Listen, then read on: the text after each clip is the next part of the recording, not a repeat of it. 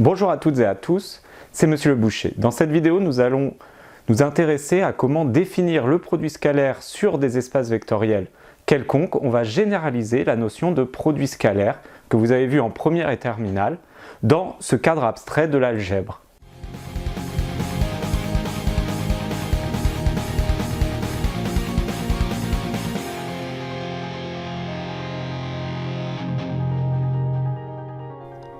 Alors on va démarrer ce chapitre par cette phrase de David Hilbert. L'art de faire des mathématiques consiste à trouver ce cas particulier qui contient toutes les germes de la généralité.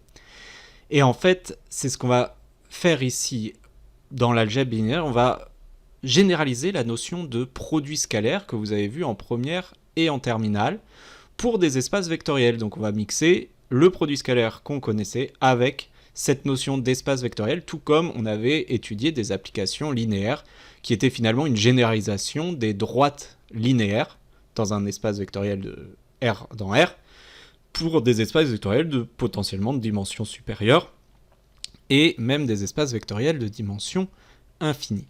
Donc, ici, on va repartir sur ce qu'est le produit scalaire. Bien sûr, c'est l'objet de la ceinture blanche, et donc je ne vais pas refaire un cours sur du produit scalaire de première et terminale, mais néanmoins, n'hésitez pas à bien comprendre ce produit scalaire, comment il fonctionne, qu'est-ce que vous aviez appris, puisque je vais souvent y faire référence dans les vidéos. C'est bien de partir de quelque chose que l'on connaît.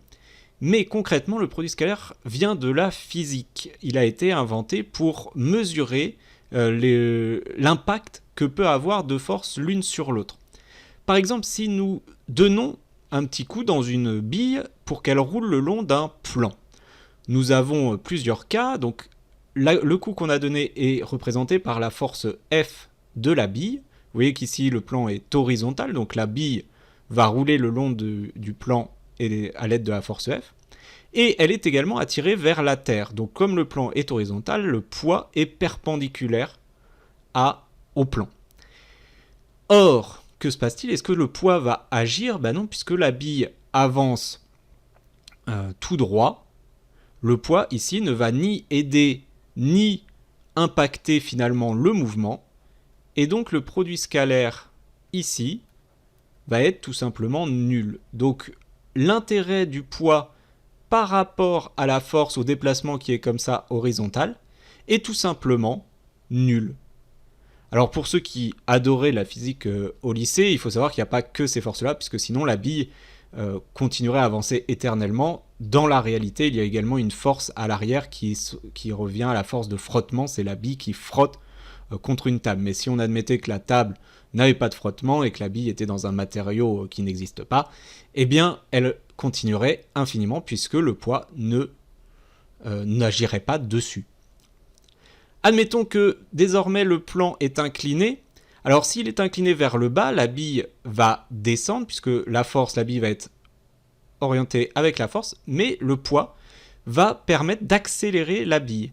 Donc le produit scalaire ici est positif, strictement, puisque le poids et la force agissent de concert pour faire descendre la bille. Donc il y a un impact de la part du poids, et cet impact est positif dans la direction où l'on souhaitait aller. A l'inverse, si le plan est incliné dans l'autre sens, alors on a beau donner une petite pichenette dans la bille, elle va commencer par monter, mais vous voyez qu'elle va ralentir progressivement, parce que le poids va l'attirer vers l'arrière. Ici, nous avons un produit scalaire entre la force donnée et le poids qui est négatif, donc le poids va agir négativement sur la force qui a été donnée par la bille. C'est négatif peut être relié à l'angle que l'on trouve ici. Un angle aigu va donner un produit scalaire positif, un angle obtus, un produit scalaire négatif, et évidemment un angle droit, un produit scalaire qui est nul. Quand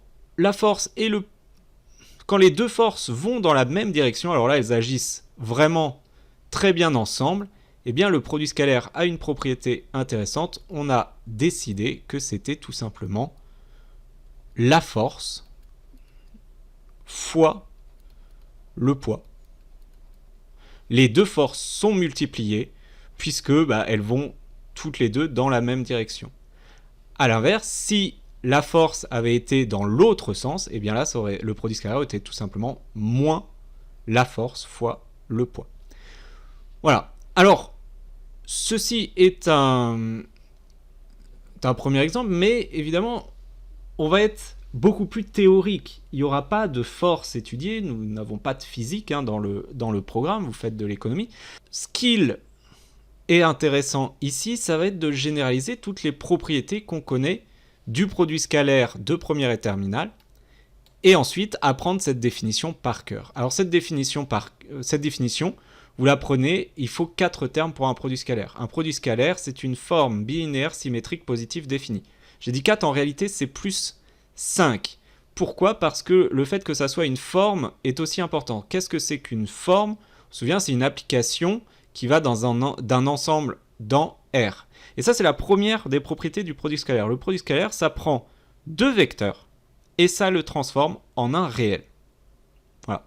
C'est une action de transformer 2 vecteurs dans un réel. Mais on ne va pas le faire n'importe comment. La première chose, c'est que le produit scalaire doit être bilinéaire, c'est-à-dire qu'il doit être linéaire à gauche et à droite. Alors le fait que ça soit bilinéaire était déjà une propriété vue en terminale, mais ce n'est pas forcément évident de le voir avec des vecteurs. Par contre, c'est extrêmement pratique, c'est-à-dire qu'il y a beaucoup de choses qui vont très très bien marcher avec cette propriété de bilinéarité. Il y a une propriété qui est plus évidente, c'est la symétrie. Phi de xy doit être égal à phi de yx pour tout vecteur x et y appartenant à E. Avec notre histoire de force, c'est assez évident.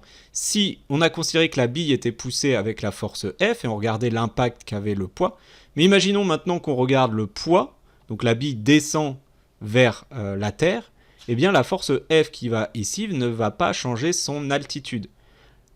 Ici, la force F va aller de concert avec le poids. Bref, on modifie notre vision, mais en gros, F scalaire P et P scalaire F sont bien sûr strictement identiques. Donc, F scalaire P et P scalaire F doivent être les mêmes. Il y a d'autres façons de voir. On a dit qu'un produit scalaire, par exemple, était nul si l'angle était droit, que votre angle sera toujours droit, que vous calculez F scalaire P ou P scalaire F. Voilà. L'angle sera toujours obtus, c'est une autre façon de calculer le produit scalaire avec l'angle. Donc la symétrie, ça pose pas de problème. Et il y a 2 propriétés que vous n'avez pas forcément vues, par contre, en première et terminale, puisqu'elles ne servent pas du tout dans le programme, mais elles vont être très très importantes. La première, c'est la positivité. Le produit scalaire doit être positif. Mais attention, le produit scalaire, on l'a vu, il est souvent négatif quand les forces n'agissent pas ensemble. Le produit scalaire doit être positif si vous utilisez la même force. Ça paraît bête, c'est notre exemple. Alors pourquoi c'est pas vu en terminale ? Parce que c'est notre 4e exemple. F et P, si c'est... Alors c'est pas tout à fait la même force, mais si je fais F scalaire F, donc si j'imaginais que P et F étaient la même force, donc ils vont dans la même direction, ils ont la même valeur, eh bien il faut que cette valeur soit forcément positive. Vu que vous allez dans la même direction, vous agissez dans le même sens, donc produit scalaire positif. Et un petit peu plus complexe, en tout cas à comprendre, il faut que phi soit défini, c'est-à-dire que phi de xx égale à 0, c'est-à-dire le seul terme où le produit scalaire avec lui-même est nul, eh bien c'est quand x vaut 0, c'est-à-dire qu'il n'y avait pas de force.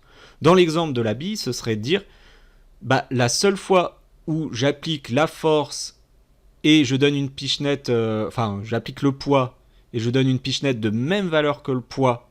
On avait vu ici que phi xx devait déjà être positif. Et on avait vu comme ils allaient dans la même direction que les vecteurs, c'était la norme de x fois la norme de x. Et donc, pour que le produit scalaire soit égal à 0, il faut en fait que la norme de x soit égale à 0. Alors là, j'utilise le terme de norme, mais on va voir qu'en fait, la norme peut être définie de manière générale. Vous avez vu ce que c'est qu'un produit scalaire dans R2, puis dans R3. Vous avez vu ce que c'était des normes.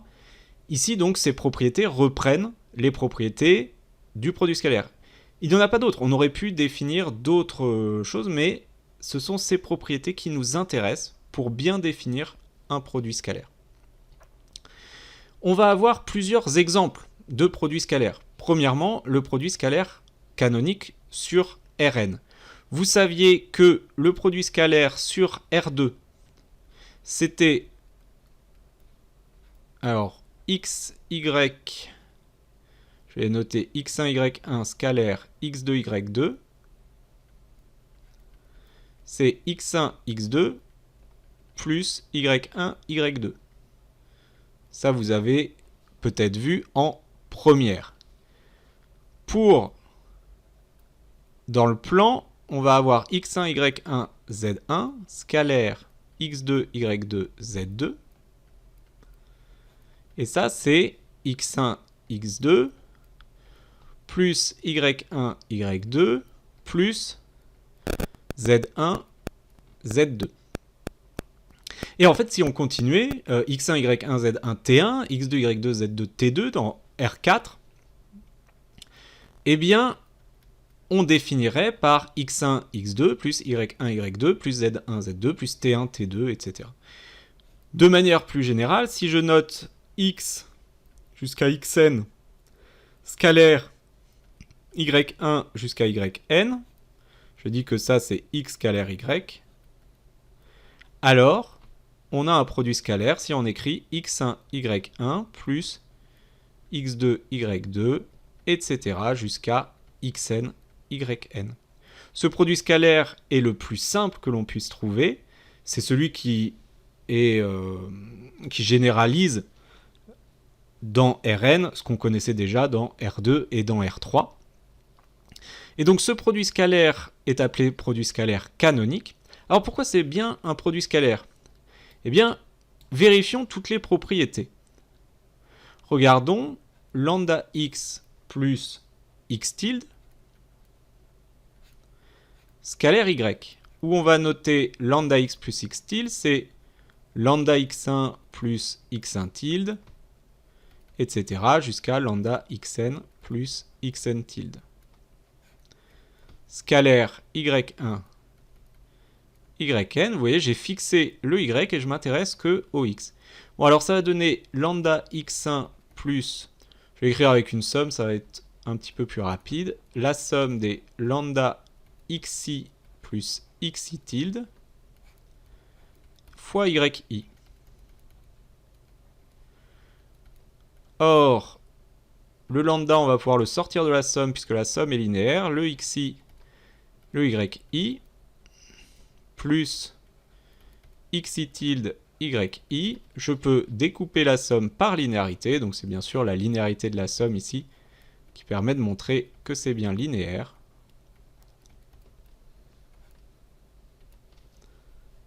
Et donc on a lambda produit scalaire de x, un grand X,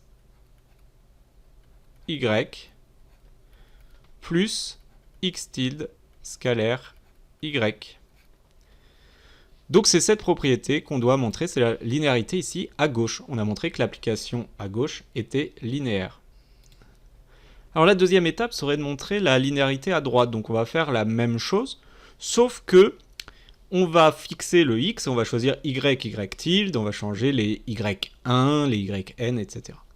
Bon, en réalité, on n'a jamais besoin de faire ça. Pourquoi ? Parce que on a l'autre propriété qui est la propriété de symétrie. X scalaire y, donc pour tout x, y appartenant à Rn, x scalaire y égale la somme des xi, yi. Mais la somme des xi, yi, comme la formule est bien entendu la même, si vous écrivez yi fois xi. Et du coup, c'est la même chose que y scalaire x. Vous voyez que si vous aviez ici dans votre formule échangé les x1 et les y1, les x2 et les y2, etc., eh bien ça va vous donner exactement la même formule. Donc c'est symétrique. Et du coup, comme c'est linéaire à gauche,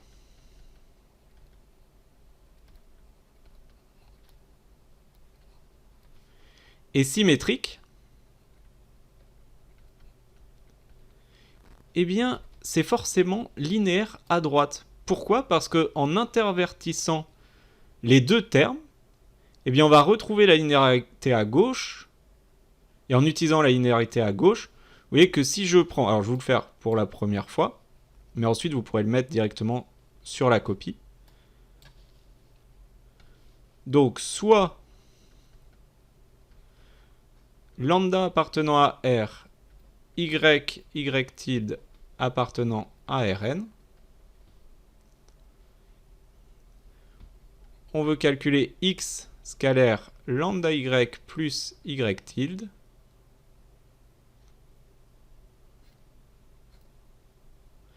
Eh bien, on sait par symétrie que c'est égal à lambda y plus y tilde scalaire x. On sait par linéarité à gauche que c'est lambda y scalaire x plus y tilde scalaire x. Et on sait enfin, encore une fois en utilisant la symétrie, que c'est égal à lambda fois x scalaire y plus x scalaire y tilde. Mais ce raisonnement, je n'ai pas utilisé le fait que le produit scalaire, il était de cette forme-là, ou que mon x, mon y tilde appartenant à Rn, ce raisonnement marche à tous les coups. Donc dès que vous avez la linéarité à gauche et le caractère symétrique, alors vous avez forcément la linéarité à droite. Ce qui va nous permettre de gagner du temps, puisque on va éviter d'écrire toute cette partie-là. Il y a ensuite deux choses à vérifier. Le fait que ça soit positif, donc soit x appartenant à Rn, on calcule x scalaire x, c'est égal à les x1 xn scalaire x1 xn.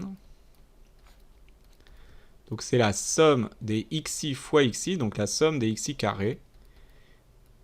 Cette propriété est rarement compliquée à montrer. Alors, il peut y avoir des fois où il y a du travail pour montrer que c'est bien positif, mais très souvent, on a une somme de carrés ou une intégrale de carrés, etc.